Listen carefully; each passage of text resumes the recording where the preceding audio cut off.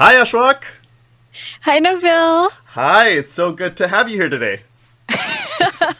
It's such a pleasure to be on your show. Awesome. So, for the listeners, I just want to tell them how we know each other. So, we met many, many years ago at a Bangladeshi photo exhibit.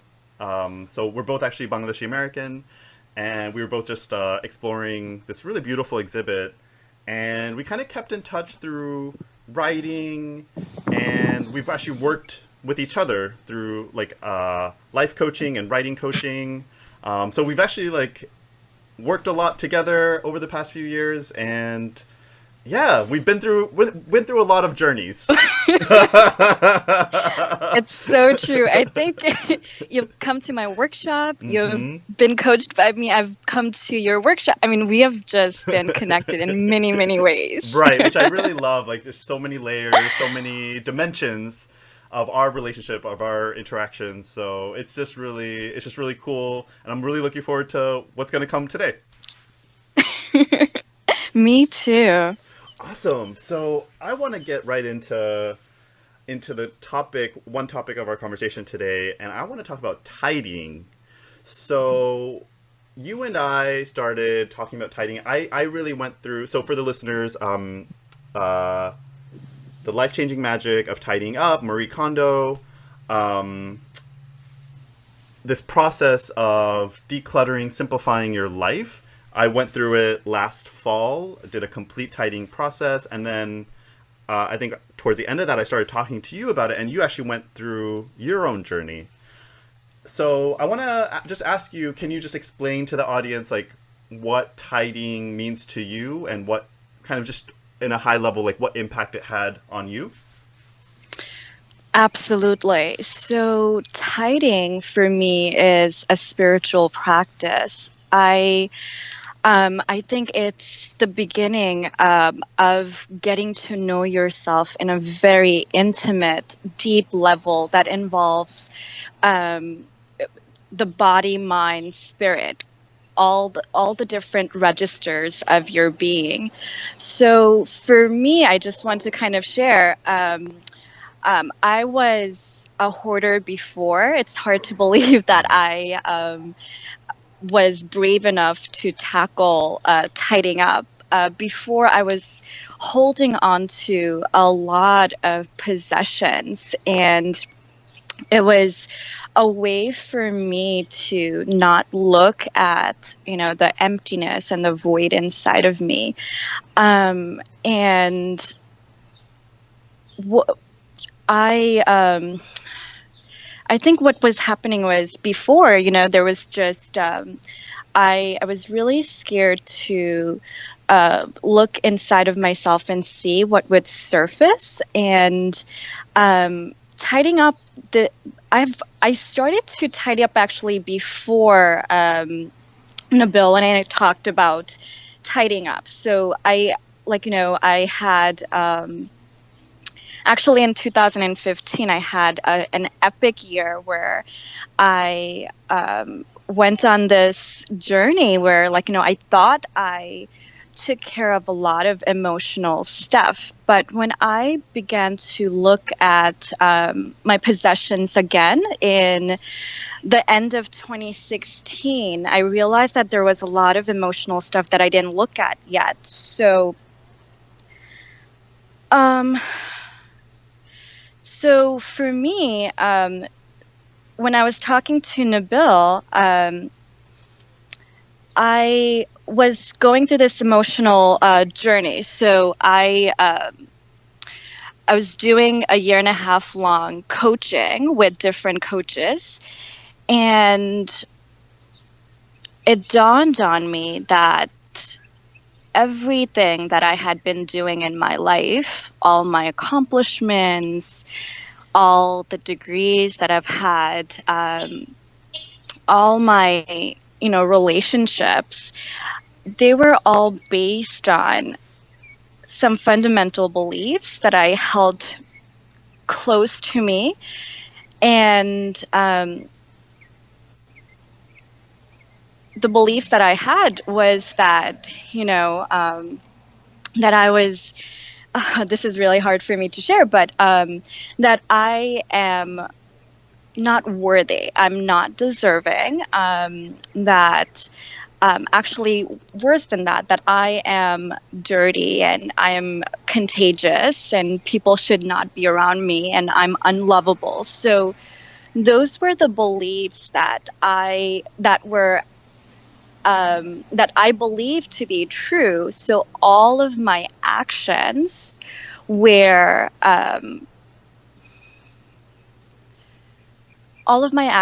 were based on those beliefs. All of my relationships were, um, my relationship with myself, my relationship with the world, my relationship with others were determined by these beliefs that I held to be true. So when I started the decluttering process, it was a way of releasing those beliefs through this act of letting go, you know? Um, when I was decluttering, I remember sitting down. There were many moments, but I remember one time I was sitting down. Um, well, I was not sitting down. I would have visions and dreams. So one night I had a dream um, that I was on a boat. There was one part of me that was on the boat and another part of me in the water. And these two selves were looking at each other. And the part of me that was in the water looked at the one that was above water and telepathically was telling the other half, let me go. You have my permission to let me go. And then I remember the one who was above water letting that part go. And that was this death, a metaphorical death that I had to let go of a former version of myself in a very, very loving way. In order for me to move on to the next chapter of my life. And the thing is, everything that I had done before, they were all necessary for me to move on to the next level. And that's why it's so important to be loving and respectful toward the former selves, even though the beliefs that the former self had no longer serves the current self. So decluttering has allowed me to get glimpses into beliefs that were buried deep within myself, because it isn't just the possessions that I'm letting go. It is emotions that I let go, former selves who became frozen inside of me, and who I had to carry with me so that I couldn't be fully present. And that was very burdensome. So through the decluttering process, it has been a lot of releasing, lots and lots of releasing, and lightening the load. Wow. And thank you for sharing that. I love hearing that, and just the deeper meaning and impact of letting things go. It's just incredible. So you mentioned that you were a hoarder. Yes. And so for our hoarders in the listening virtual audience, who are maybe listening to this and they're like, okay, like I could do it. It's, I see some benefits theoretically, but I'm just so freaking scared to even like begin. What advice would you give to someone like that? Um, it really is a very scary process. I'm not going to deny it. I went through the decluttering process a few times before I really got to do it on my own. In the very beginning, I did need the help of others. So I couldn't, it takes a village Mm-hmm. to take on um, projects like this. So, Nabil, you and I supported each other. Mm-hmm. I started the decluttering process on a deep level in January of this, not January, but in December of 2016. And I actually would call Nabil when I was at my weakest point, and I also had, you know. The book that you just referred to, Marie Kondo's book, and I would reread different sections to help me. I I would talk about it at work with people and had a few coworkers who also got into the decluttering process. So it's a communal activity, really, like, where you need the support of others. Secondly, I for me it was I I had to start small, and I also realized that it was going to take me a long time. So it's not something that I was going to finish in a weekend. I tried to do it. Mm-hmm. I was like, yes, in 4 hours, I'll get through my clothes. And then, and I couldn't even get through 5 items in just my tops, just my clothing section, because I was so overwhelmed by the emotions. It is physically taxing, Mm-hmm. So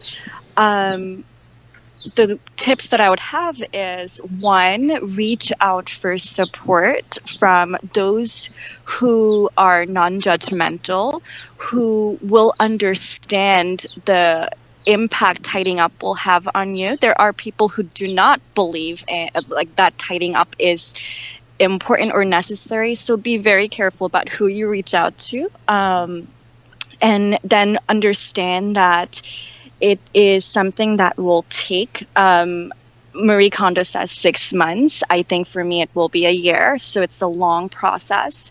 But you do it once and you do it thoroughly. And being very kind to yourself. So, as you go through the process, like, do it small step at a time and reward yourself every step of the way. I love that. I love those tips. So I wrote these down even. So number one, get support. It takes a village. Number two, accept that it'll take a long time or maybe longer than expected. Yes. Number three, be kind to yourself. Number four, reward yourself along the way. Yes. Number 4 is really important. Yeah, yeah, yeah. That's so important. I love that. I love that. I love that. And so earlier you had mentioned that there are links between decluttering and creativity. Could you speak more about that? Sure. So I noticed that as I was decluttering, I was sharing my writing with others more. So two things happened. I started having more trust in my abilities. Um, Two, I was getting more opportunities come my way, and number three is I was sharing more of my writing. I write, so like, I write and I teach. Um, okay, so this is what was happening, and I was holding on to a lot of my creative ideas. I had papers where I had written down workshop ideas, short stories, pieces that I will eventually get to one day, and I never got to them. So I sat down and I was sorting through my paper. And the rule of thumb, Marie Kondo mentions for papers, is that you discard everything. Hmm. Yeah. Everything. So that was really, really hard for me. Yeah, I'm sure some people in the audience had a heart attack right there. I know there are people in my life who love their papers so much. So I I am one of them. I'm still attached to papers and I have to be tough, you know? So so I remember sitting down and I was crying. I cried so many times during this process, and I would rip a piece of paper that had workshop ideas I had written down 3 years ago and that haven't manifested yet, right? And I shredded that. I shredded all the business cards that I had collected from different networking events and hadn't gotten in touch with those folks. Shredded that. I got rid of, oh my goodness, this was hard. A poem that I had written when I was an undergraduate student, and I realized, like, there are pieces that were that I needed to write. And that was it. It served the purpose at that moment. And then I had to let that go so that I can create new stuff. So I got rid of all my papers, every single thing. I got rid of them. Um, and as I was shredding them, I had this inner voice, this quiet voice that told me, Ashwak, you got this. You are being asked to step it up, go to the next level, and create something greater. Yeah, you need to build something different, and you need to leap into whatever the next thing is, rather than looking backward. You need to be present and hear your intuition and let that guide you. So I started feeling more and more confident in myself because there was nothing, it was like a groundless experience, right? There was nothing for me to hold on to. And that's actually where creativity is, right? Creativity is where it's a little outside of your comfort zone. It's uncertain. And then you create something out of nothing. And I just started paying attention more to my surrounding, and started kind of asking my heart, okay, what is next? What do you want to do? What will bring you joy? What will bring you, what will make you come alive? What's next for you? And it was a way for me to get to know myself again, instead of relying on what I know to be true about myself already. So I was getting in touch with different parts of myself that I didn't know, So the other thing that started happening was, there were different things that I had written down in sheets of paper that didn't want to be on those sheets of paper. They wanted to be in the world and they wanted to be seen by others, and I was doing a disservice to those words on the page by hiding them, or stashing them in the back of a drawer somewhere, because they wanted to touch somebody in a deep way, and I was not letting them. So I started sharing my pieces either on my blog or on Facebook or on Twitter, or simply I would share them with people in my personal life. The more I shared also, I realized other people started to resonate with, resonate in terms of what my message was. and they started connecting with me, and they wanted to either collaborate with me or they just wanted to have a conversation with me. And it felt like all of a sudden I was co-creating with the universe, the more I shared, the more opportunities started coming up. Exactly the kind of opportunity that I had wanted to be part of for a very long time.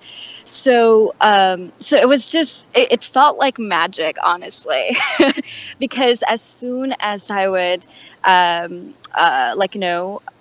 get rid of a paper. I'll give you an example. I had written down, I went traveling once in New Mexico. I was in New Mexico for a few days, and I was in Albuquerque in a Greyhound bus depot, and I was talking to somebody. Talked to him just for 15 minutes, and he told me, you should check out Five Rhythm Stands, right?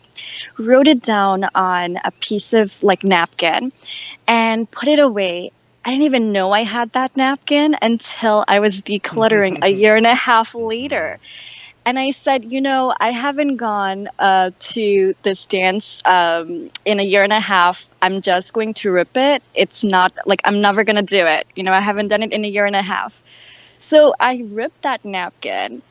A few days later, I get a phone call from somebody who just mentions Five Rhythm Stands. And I said, what? Are you serious? I got super excited. And she said, we should go together. And and I told her the whole story. I said, I just ripped up this napkin and you're telling me we should go dancing together. This is wild. So long story short, I ended up going to Five Rhythm Stands after I shredded that napkin. So it's just very magical, when you release things, and the things that you really, really want to do, you will end up doing. That piece of paper you tuck inside a folder doesn't guarantee that you are going to do it, so what ended up happening is I did a lot of the things that I said I was going to do.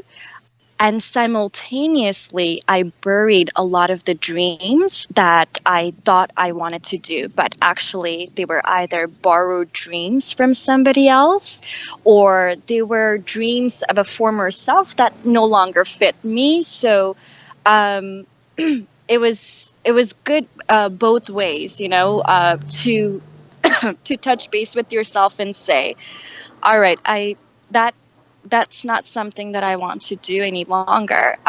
That's okay too. I love that. I love that. And I think what these stories are sharing is it's exemplifying how tidying is just this really deeper conversation with yourself, with oneself, and through that and that link with creativity. I love what you said about creativity is this starts from kind of this empty space and outside of yourself, and knowing the parts of yourself that you don't know so well, and how Yes. tidying can be this way to get to know those newer parts of yourself even Yes. better. That's just incredible. This is the first time today, when we're talking, I made this link between creativity and decluttering. So to people listening and thinking about wanting to be more creative, maybe give this a shot. Try decluttering. Let's see. It might help in that process. That's really cool. Yes. I want to also add something. So with me, when I was decluttering, it became very clear that I was hiding behind my possessions. Clutter was equivalent to hiding. So either hiding from my emotions, or hiding from the world, or hiding from myself, hiding in many ways. So when I decluttered, I started to see myself. It's about seeing yourself. That is what tidying means to me. Seeing yourself, the good, bad, and the ugly, seeing your light and your shadows. And in terms of creativity, I was, I had been writing in my journals for many years, at least 10 years, if not more. And I had been keeping a journal, like I would write creatively, like, every single day, almost every single day for the past 4 years. So I had about 30 notebooks, spiral notebooks. And I realized, like, as I was reading through those journals, um, the inner voice, again, that quiet voice told me, you have books there, so write your books. When I was letting go of my books also, each book gave me a message. So this is the other thing that I will tell those who are decluttering is every single piece, you must touch it and you must hear the message that piece gives you. So every single book had a message for me. Every single notebook had a message for me. So for creatives, like those papers and I think those journals that you have,